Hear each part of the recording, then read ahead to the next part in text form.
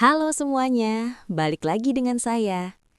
Hari ini, saya menemukan sebuah cerita yang sangat menarik. Sampai-sampai, saya nggak sabar buat ceritain langsung ke kalian. Kisah ini punya semuanya. Ada sedihnya, ada bahagianya, dan yang pasti, ada pelajaran berharga di dalamnya. Jadi, siapkan cemilan kalian, dan mari kita mulai pembahasannya. Sebelum kita masuk ke ceritanya, aku ajak kalian absen dulu dong. Yuk dukung channel ini dengan cara tekan tombol like dan subscribe sekarang juga. Terus ramaikan kolom komentar di bawah ya. Tulis nama, asal kota, dan ketik hadir. Aku pengen tahu nih, sahabat paling jauh dari kota mana aja? Pukul 2 dini hari, dan suara detak jam dinding di ruang tamu rumah mewah itu terdengar seperti palu yang menghantam paku ke peti mati. Laras duduk mematung di sudut sofa kulit Italia yang dingin. Matanya menatap kosong ke arah pintu jati besar yang masih terkunci rapat. Di depannya, sebuah vas bunga kristal mahal berdiri angkuh, memantulkan cahaya lampu remang-remang yang membuat suasana makin mencekam. Rumah ini adalah impian setiap orang di Jakarta. Lantai marmer, lampu gantung yang berkilau, dan taman belakang yang luas. Namun bagi Laras, setiap jengkal kemewahan ini dibayar dengan harga yang terlalu mahal. Harga dirinya. Suara deru mobil di halaman membuat jantung Laras mencelos. Ia segera berdiri, merapikan daster batiknya yang sedikit kusut, dan mencoba memasang wajah sedatar mungkin. Pintu terbuka. Aris melangkah masuk dengan aroma alkohol dan parfum wanita asing yang menyengat. Ia tidak menyapa. Ia hanya melempar kunci mobil ke arah Laras. Kunci itu melesat, menyerempet pipi Laras sebelum jatuh berdenting di lantai. "Kenapa belum tidur? Mau pamer wajah melas lagi?" Suara Aris berat dan serak, penuh penghinaan. "Aku hanya menunggumu, Mas. Ada tagihan listrik yang belum." "Uang lagi, uang terus." Aris memotong dengan tawa sinis yang membuat bulu kuduk Laras merinding. Ia mendekat, mencengkram rahang Laras dengan jari-jarinya yang kuat. "Kamu itu cuma parasit, Laras. Tanpa aku, kamu itu bukan siapa-siapa. Kamu cuma perempuan kampung yang beruntung aku angkut dari lumpur. Ingat itu." Laras tidak melawan. Ia sudah belajar bahwa perlawanan hanya akan memperpanjang siksaan verbal yang bisa berlangsung hingga subuh. Ia membiarkan air matanya jatuh, bukan karena sedih, tapi karena rasa lelah yang sudah mencapai sumsum tulang. Di mata dunia, Aris adalah pengusaha muda sukses yang dermawan. Di dalam rumah ini, dia adalah Tuhan kecil yang kejam. Malam itu, setelah Aris tertidur dengan dengkur yang keras, Laras berjalan ke dapur. Ia menyalakan televisi kecil di sudut ruangan dengan volume rendah. Berita setelah muncul. Sebuah kapal feri tujuan luar pulau dilaporkan mengalami kebakaran hebat dan tenggelam di Selat Sunda. Puluhan penumpang dinyatakan hilang dan diduga terseret arus kuat. Laras menatap layar itu lama sekali. Cahaya biru dari televisi menerangi wajahnya yang kuyuh dengan lingkaran hitam di bawah mata. Sebuah pikiran gila, namun terasa seperti oksigen, muncul di kepalanya. Jika ia berada di sana, jika namanya ada di daftar manifest itu, Aris tidak akan pernah mencarinya lagi. Aris akan menganggapnya mati, dan ia akan bebas dari penjara emas ini. Ia menyentuh pipinya yang masih perih terkena kunci tadi. "Aku harus mati," bisiknya pada kegelapan dapur, "agar aku bisa mulai bernafas." Rencana itu tidak lahir dari keberanian, melainkan dari keputusasaan yang sudah mengerak. Selama 3 hari setelah berita tenggelamnya kapal feri itu, Laras bergerak seperti bayangan. Ia mengumpulkan sedikit demi sedikit uang tunai yang selama ini ia sisihkan dari uang belanja. Lembaran 10.000 dan 20.000 yang ia sembunyikan di dalam lipatan kain kafan di lemari paling bawah. Sebuah ironi yang pahit. Kain untuk kematiannya justru menjadi modal untuk kehidupan barunya. Aris sedang berada di luar kota untuk urusan bisnis selama seminggu. Ini adalah kesempatan emas. Laras tahu, Aris tidak pernah benar-benar peduli pada detail kegiatannya selama ia tetap berada di bawah kendalinya. Dengan tangan gemetar, Laras mengemasi tas ransel kecil. Tidak ada baju mewah, tidak ada perhiasan pemberian Aris yang terasa seperti borgol. Ia hanya membawa beberapa potong pakaian sederhana, identitas diri, dan sebuah tekad yang bulat. Sebelum melangkah keluar dari gerbang rumah megah itu untuk terakhir kalinya, Laras berhenti di depan cermin besar di lorong. Ia menatap pantulan dirinya. Rambutnya kusam, bahunya merosot beban batin.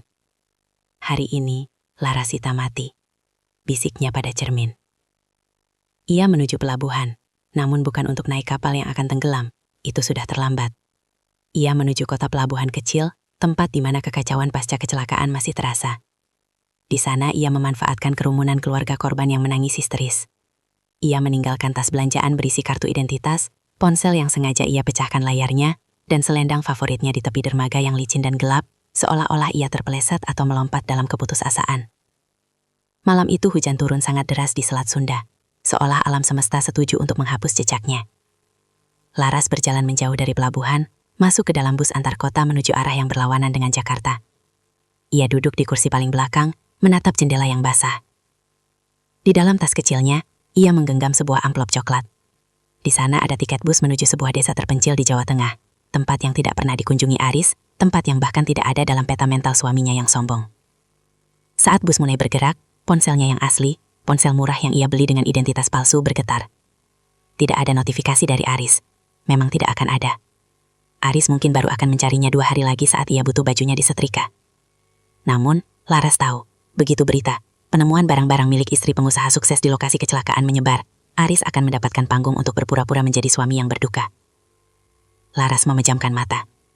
Untuk pertama kalinya dalam 7 tahun pernikahan mereka, ia tidak merasa sesak napas. Meskipun ia tidak punya apa-apa lagi, meskipun hari esok adalah misteri yang menakutkan, ia merasa ringan. Di belakangnya jembatan menuju masa lalunya telah runtuh dan terbakar. Di depannya, hanya ada kegelapan jalan raya yang membentang, namun baginya, itu adalah jalan menuju cahaya. Bus itu berhenti di sebuah terminal kecil yang berdebu saat matahari mulai mengintip dari balik perbukitan menoreh. Laras turun dengan kaki gemetar, bukan karena dinginnya udara pagi, melainkan karena kesadaran bahwa ia kini benar-benar sendirian. Tidak ada lagi sopir pribadi, tidak ada lagi asisten rumah tangga, dan yang terpenting, tidak ada lagi suara Aris yang merendahkannya. Ia kini menggunakan nama Sari, nama yang sederhana, pasaran, dan mudah tenggelam dalam riuh rendahnya pasar tradisional. Kota kecil di Jawa Tengah ini terasa sangat berbeda dengan Jakarta yang menyesakan. Di sini, waktu seolah berjalan lebih lambat. Sari menyewa sebuah kamar kecil di sebuah rumah kos sederhana di belakang pasar. Kamar itu hanya berukuran 3 kali 3 meter, dengan lantai semen dan 1 jendela kecil yang menghadap ke kebun singkong. Jauh dari kemewahan marmer Italia di rumah Aris, namun di kamar sempit inilah, untuk pertama kalinya ia bisa tidur tanpa harus bangun dengan perasaan was-was. Minggu-minggu pertama adalah perjuangan fisik yang luar biasa.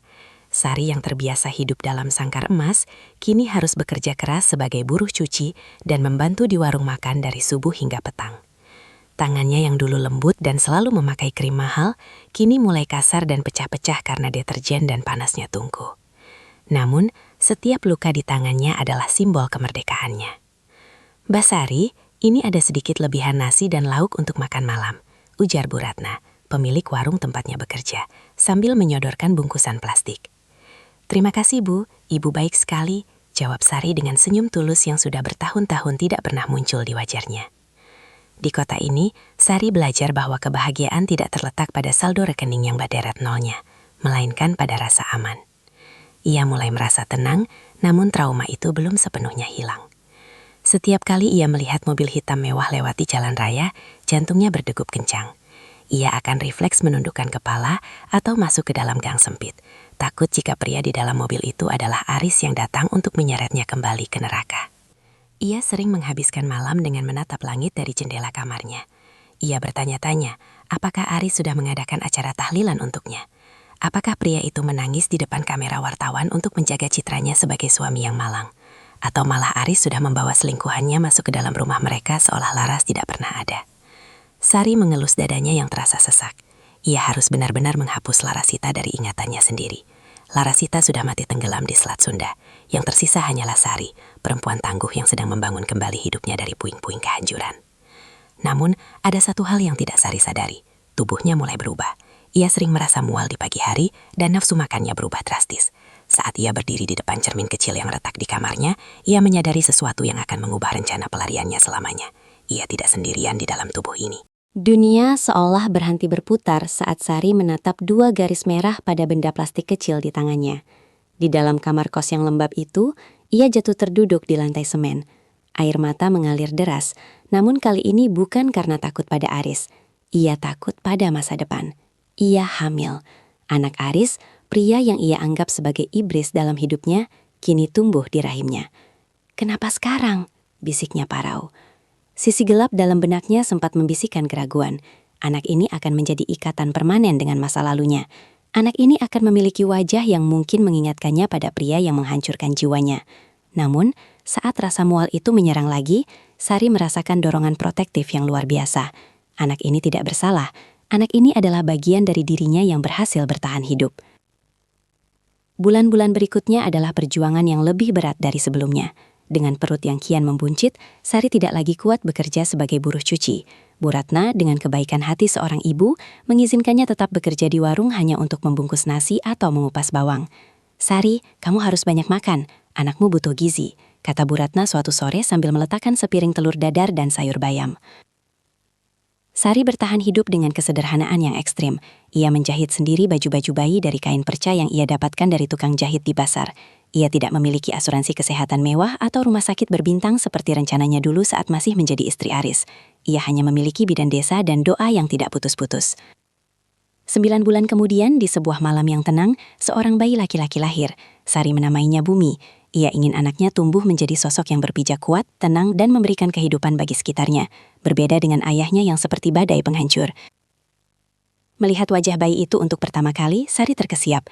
Garis rahangnya, bentuk hidungnya, sangat mirip dengan Aris. Namun mata bayi itu, mata yang bening dan penuh rasa ingin tahu, adalah matanya. Di detik itu Sari bersumpah, ia akan melindungi Bumi dengan nyawanya. Ia tidak akan membiarkan Aris menyentuh anak ini, apalagi meracuni pikiran Bumi dengan kesombongan dan kekejamannya. 5 tahun berlalu, Sari dan Bumi telah menjadi bagian dari nafas desa kecil itu. Sari kini memiliki usaha kecil-kecilan, yaitu membuat keripik singkong bumbu pedas yang ia titipkan di warung-warung. Bumi tumbuh menjadi anak yang cerdas dan ceria. Meski ia sering bertanya, "Ibu, kenapa aku tidak punya ayah seperti teman-teman?" Sari selalu menjawab dengan suara tenang yang ia paksakan. "Ayah sudah ada di tempat yang jauh, sayang. Tapi Bumi punya ibu, dan itu sudah lebih dari cukup." Sari mulai merasa aman. Ia mulai percaya bahwa rahasianya terkubur rapat di dasar laut bersama nama Larasita.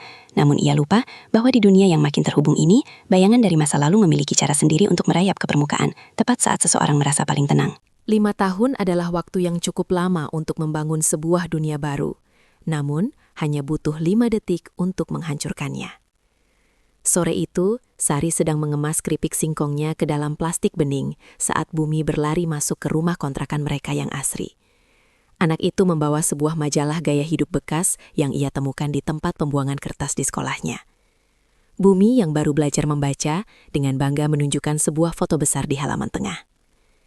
"Ibu, lihat, pria ini punya mobil banyak sekali. Namanya sama dengan namaku di buku gambar, Aris, celoteh Bumi riang." Jantung Sari seakan berhenti berdetak. Ia merebut majalah itu dengan tangan gemetar. Di sana, di atas kertas glossy yang mewah, terpampang wajah Aris.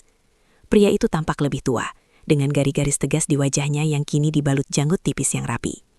Judul artikelnya mencolok, 5 tahun kepergian sang istri, Aris Pratama dan Yayasan Larasita yang terus berkembang.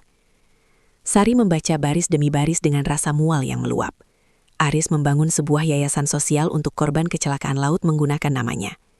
Di dalam wawancara itu, Aris digambarkan sebagai sosok duda yang setia, yang belum menikah lagi karena cintanya yang terlalu besar pada mendiang istrinya. "Pembohong," desis Sari. Suaranya bergetar antara amarah dan ketakutan. Ia tahu persis siapa Aris. Yayasan itu hanyalah kedok untuk membersihkan namanya, atau mungkin cara untuk mencuci uang bisnisnya yang gelap. Aris tidak sedang berduka, dia sedang merayakan kemenangannya atas narasi yang dia buat sendiri. Namun yang membuat Sari benar-benar lemas adalah bagian akhir artikel tersebut. Aris menyebutkan bahwa ia sedang melakukan ekspansi bisnis properti dan pariwisata ke daerah Jawa Tengah. Ada sebuah foto Aris yang sedang meninjau lahan di sebuah kecamatan yang hanya berjarak 2 jam perjalanan dari desa tempat Sari bersembunyi. Malam itu, Sari tidak bisa tidur. Ia mematikan semua lampu, duduk di kegelapan sambil memeluk lututnya. Suara jangkrik di luar terasa seperti alarm yang memekakkan telinga. Ia merasa seperti buronan yang baru saja mendengar suara anjing pelacak di kejauhan. Apakah Aris benar-benar mencarinya? Ataukah ini hanya kebetulan yang mengerikan? Sari melihat Bumi yang tertidur lelap. Wajah anaknya saat tidur adalah duplikat sempurna dari wajah Aris di majalah itu. Jika Aris melihat Bumi, pria itu tidak akan butuh tes DNA untuk tahu bahwa itu adalah anaknya. Dan Sari tahu sifat Aris. Apa yang menjadi miliknya akan tetap menjadi miliknya, meskipun ia harus menghancurkannya untuk mendapatkannya kembali. "Kita harus pergi lagi," bisik Sari pada kesunyian. Namun kemana? Uang tabungannya hanya cukup untuk bertahan hidup beberapa bulan. Bumi sudah mulai sekolah dan memiliki teman. Jika ia melarikan diri lagi, ia akan menghancurkan dunia kecil yang susah payah dibangun anaknya. Sari tidak menyadari bahwa di saat ia sedang bimbang, sebuah mobil hitam dengan plat nomor Jakarta sedang melaju perlahan melewati jalan utama desa mereka. Dipandu oleh sebuah foto kusam yang didapat dari seorang informan yang mengenali wajah Larasita di pasar tradisional beberapa hari yang lalu. Pagi itu, udara desa terasa lebih berat dari biasanya. Sari mencoba menepis kegelisahan yang menyelimuti hatinya sejak membaca majalah itu. Ia mengantar Bumi ke sekolah seperti biasa, menggenggam erat tangan kecil anaknya sepanjang jalan. Ada insting purba yang menyuruhnya untuk tidak melepaskan Bumi sekejap pun. "Ibu, tanganku sakit. Ibu pegangnya kencang sekali," protes Bumi sambil mendongak. Sari tersentak, lalu melonggarkan genggamannya. "Maaf sayang, Ibu hanya sangat sayang pada Bumi." Setelah mengantar Bumi masuk ke gerbang sekolah, Sari tidak langsung pulang. Ia berdiri di seberang jalan, memperhatikan anak-anak yang berlarian di lapangan semen. Namun perhatiannya teralih oleh sebuah mobil SUV hitam mewah yang terparkir tidak jauh dari sana. Mobil itu tampak sangat asing di antara motor-motor bebek dan sepeda tua penduduk desa. Kaca filmnya sangat gelap, membuat siapapun di dalamnya tidak terlihat. Bulu kuduk Sari berdiri. Ia memutuskan untuk berbalik dan berjalan cepat menuju pasar, berharap itu hanyalah mobil tamu salah satu perangkat desa. Namun saat ia melangkah, suara pintu mobil terbuka terdengar jelas di belakangnya. "Laras?" Suara itu rendah, berat, dan memiliki getaran yang sangat akrab di telinganya. Suara yang selama 5 tahun ini hanya muncul dalam mimpi buruknya. Sari membeku, seluruh otot di tubuhnya menegang. Ia ingin lari, tapi kakinya seolah tertanam di aspal. Selama beberapa detik, ia berharap itu hanya halusinasi. Namun suara langkah sepatu mahal yang menghantam jalanan desa yang tidak rata itu semakin mendekat. "Larasita, ini benar-benar kamu?" Sari perlahan membalikkan badannya. Di sana, hanya beberapa meter darinya, berdiri Aris. Pria itu tidak lagi memakai setelan jas mahal, melainkan kemeja kasual yang tetap terlihat sangat berkelas. Ekspresinya sulit dibaca. Ada kilatan kemarahan, ketidakpercayaan, namun juga sesuatu yang menyerupai rasa lega yang ganjil. "Nama saya Sari," jawab Sari dengan suara bergetar yang ia usahakan tetap tegas. "Anda salah orang." Aris tertawa kecil, tawa dingin yang membuat Sari ingin berteriak. 5 tahun Laras, 5 tahun aku hidup dalam sandiwara kematianmu. Aku menghabiskan miliaran untuk yayasan atas namamu. Sementara kamu bersembunyi di lubang tikus ini. Aris melangkah maju, memangkas jarak di antara mereka. Sari mundur hingga punggungnya membentur tiang listrik. "Pergi Aris, kamu sudah menganggapku mati. Biarkan aku tetap mati di matamu," desi Sari. "Tadinya aku ingin begitu," ujar Aris, matanya menyipit tajam, "sampai informanku mengirimkan foto seorang anak laki-laki dari sekolah ini. Anak yang wajahnya adalah cerminanku saat kecil." Pandangan Aris beralih ke arah gerbang sekolah di mana Bumi sedang bermain bersama teman-temannya. Sari segera bergeser, mencoba menutupi pandangan Aris dengan tubuhnya sendiri. "Jangan berani-berani menyentuhnya," ancam Sari dengan nada yang belum pernah ia gunakan sebelumnya. "Dia anakku, bukan?" Aris kembali menatap Sari, kali ini dengan tatapan yang penuh kemenangan sekaligus obsesi. "Kamu memalsukan kematianmu dan mencuri ahli warisku selama 5 tahun. Kamu pikir aku akan membiarkan ini begitu saja?" Dunia Sari runtuh. Pertemuan yang paling ia takuti kini terjadi, dan taruhannya bukan lagi sekadar kebebasannya sendiri, melainkan masa depan Bumi. Sari membawa Aris menjauh dari kerumunan sekolah ke sebuah warung kopi sepi di ujung jalan. Ia tidak ingin Bumi melihat pria ini, setidaknya belum sekarang. Di dalam warung yang pengap itu, Aris duduk dengan gaya dominan yang masih sama, kontras dengan kursi kayu reyot yang ia duduki. "Kenapa Laras? Kenapa kau melakukan kegilaan ini?" tanya Aris. Suaranya kini ditekan rendah namun penuh tuntutan. "Aku memberimu segalanya, rumah, uang, status, dan kau membalasnya dengan membuatku terlihat seperti orang bodoh yang menangisi nisan kosong." Sari menatap Aris lurus-lurus. Rasa takut yang tadi melumpuhkannya kini berubah menjadi api amarah yang dingin. "Segalanya, Aris.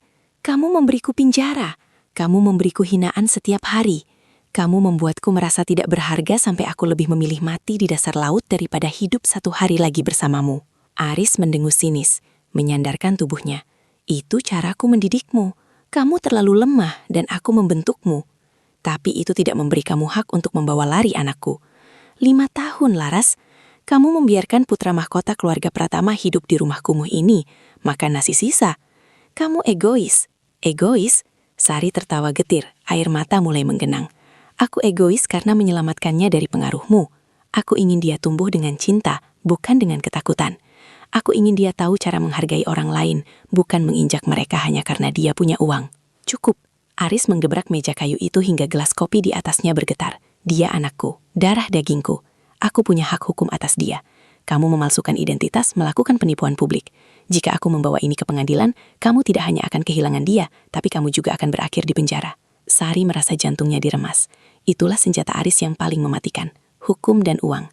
Ia tahu Aris mampu melakukan apa saja untuk mendapatkan apa yang dia inginkannya. Dia tidak mencintainya, Aris, ucap Sari lirih. Kamu hanya ingin memilikinya sebagai asetmu, sebagai trofi. Jika kamu benar-benar peduli pada kebahagiaannya, kamu akan pergi dari sini dan membiarkan dia hidup tenang. Dia akan mendapatkan pendidikan terbaik, masa depan tercerah, dan semua yang tidak bisa diberikan oleh buruh cuci sepertimu. Balas Aris tanpa belas kasihan. Ia berdiri, merapikan kemejanya. Aku beri kamu waktu 24 jam. Kemasi barang-barangmu dan bawa anak itu ke hotel tempatku menginap. Jika tidak, aku akan datang dengan polisi dan pengacara. Dan percayalah Laras, kali ini tidak akan ada lubang untukmu bersembunyi.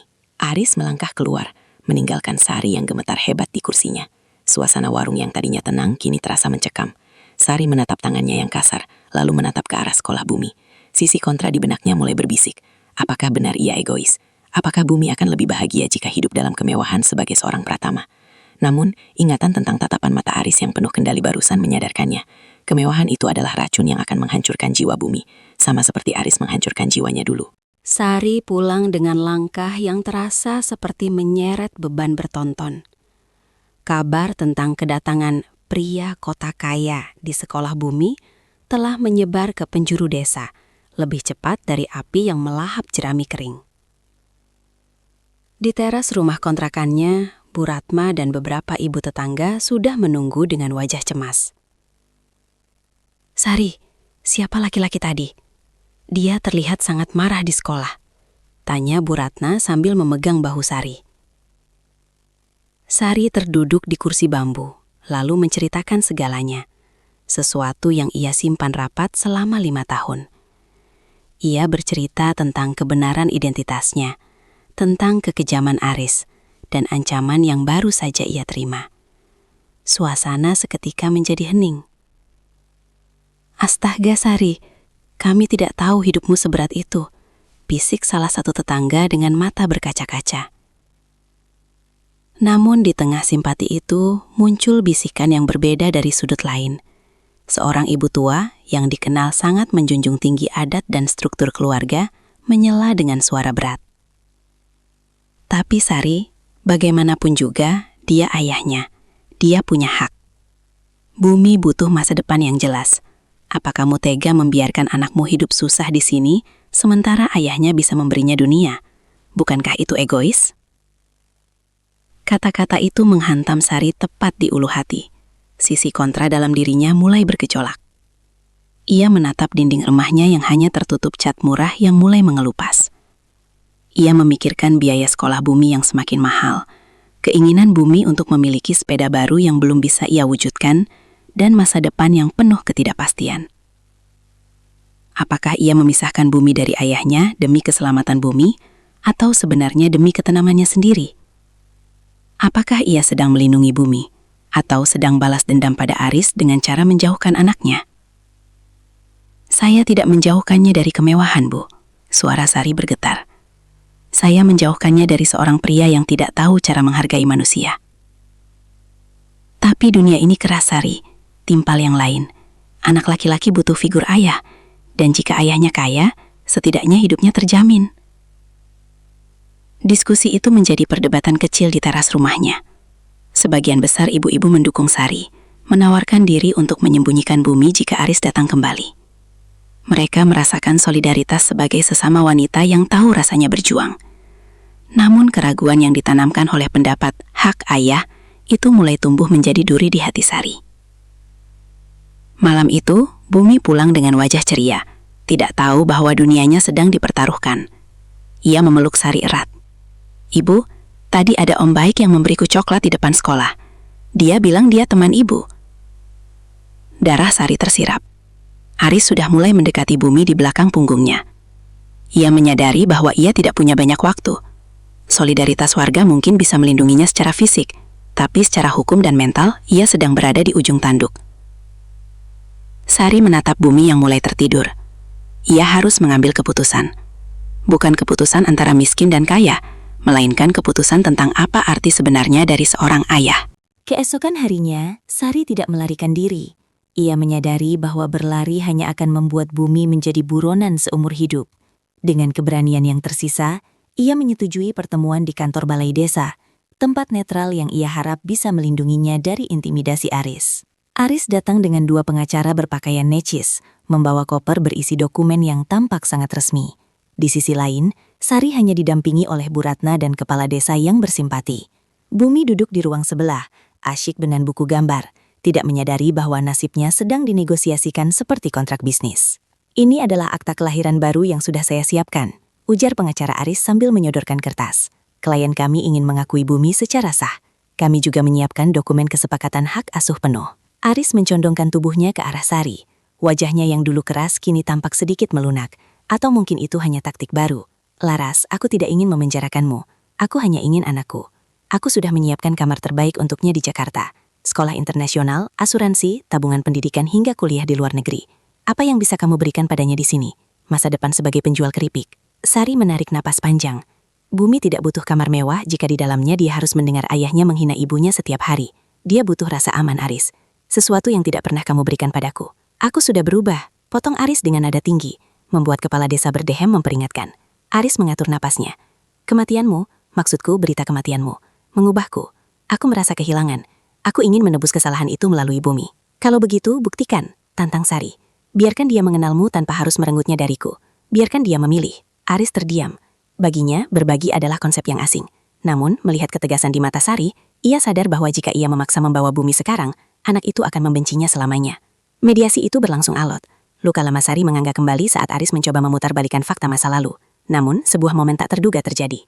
Bumi tiba-tiba masuk ke ruangan karena pensil warnanya patah. Ia menatap Aris, lalu menatap ibunya yang matanya sembab. Tanpa ragu, Bumi berjalan ke arah Aris dan menyodorkan pensilnya. Om yang kasih coklat bisa bantu Bumi raut ini? Ruangan itu mendadak sunyi. Aris, pria yang biasanya hanya memegang pena mahal untuk menandatangani cek miliaran rupiah, tampak kikuk menerima pensil warna kecil yang murah itu. Ia menatap Bumi, dan untuk pertama kalinya, Sari melihat ada kilatan emosi tulus di mata pria itu. Sesuatu yang menyerupai kasih sayang, bukan sekedar ego kepemilikan. Sari menyadari bahwa ia tidak bisa menghapus sosok ayah dari hidup Bumi sepenuhnya, namun ia juga tidak akan membiarkan dirinya hancur lagi. Sebuah rencana jalan tengah mulai terbentuk di kepalanya, sebuah kedamaian yang tidak sempurna, namun mungkin saja adil. Akhirnya, tidak ada polisi yang datang.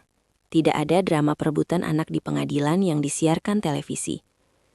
Setelah mediasi yang panjang, sebuah kesepakatan tertulis ditandatangani. Sari tidak kembali ke Jakarta, dan Aris tidak membawa Bumi pergi secara paksa.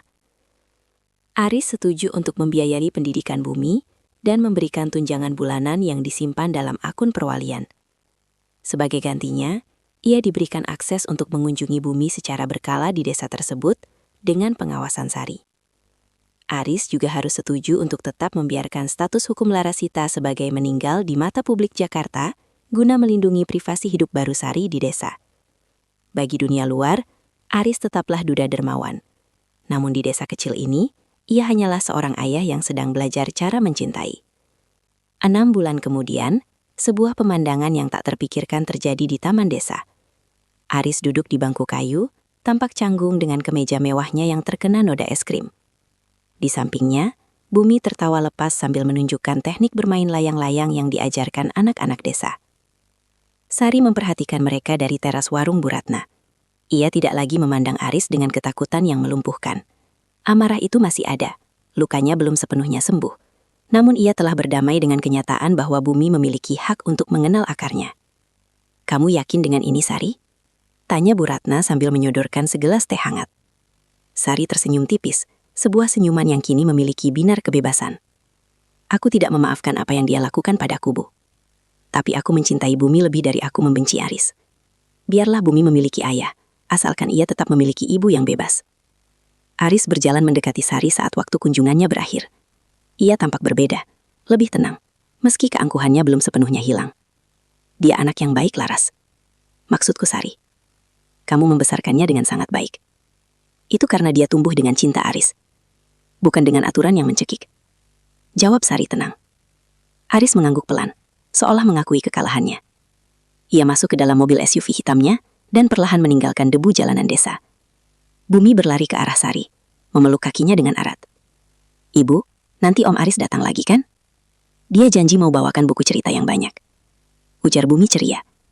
Sari mengusap rambut anaknya. Ia menatap matahari terbenam yang menyiram desa dengan warna emas.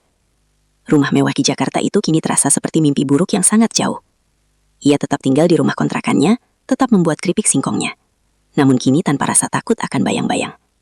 Ia telah memalsukan kematiannya untuk melarikan diri dari neraka. Namun pada akhirnya, ia menemukan cara untuk benar-benar hidup. Kebebasan sejati ternyata bukan tentang seberapa jauh kita berlari, melainkan tentang keberanian untuk berdiri tegak dan menentukan syarat-syarat hidup kita sendiri. Sari menarik nafas dalam-dalam, menghirup aroma tanah basah dan udara pegunungan. Untuk pertama kalinya dalam bertahun-tahun, masa depan tidak lagi terlihat seperti ancaman, melainkan sebuah kanvas kosong yang siap ia lukis bersama bumi. Oke, itu dia pembahasan kita hari ini. Gimana? Cukup bikin geleng-geleng kepala, kan? Saya harap kalian dapat sesuatu dari video ini, atau minimal bisa nemenin waktu luang kalian. Jangan lupa subscribe kalau kalian nggak mau ketinggalan cerita-cerita menarik berikutnya yang bakal saya bahas. Makasih udah mampir di channel ini. Sampai jumpa lagi di video berikutnya.